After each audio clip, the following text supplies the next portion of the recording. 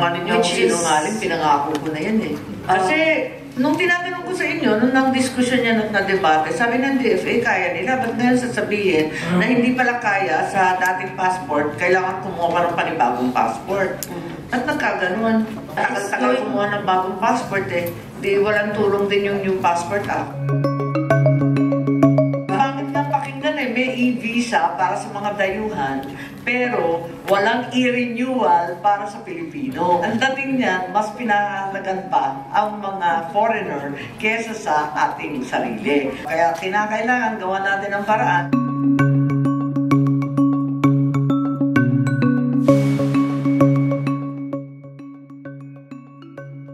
Sang-ayon po ako sa sinasabi ni Ambassador Locsin na hindi naman inaresto si Presidente Duterte ng ICC, kundi inaresto at sinuko ng Republika ng Pilipinas. Ang liwa-liwanag, talagang nakakalungkot, nakakalungo itong nangyari sa atin.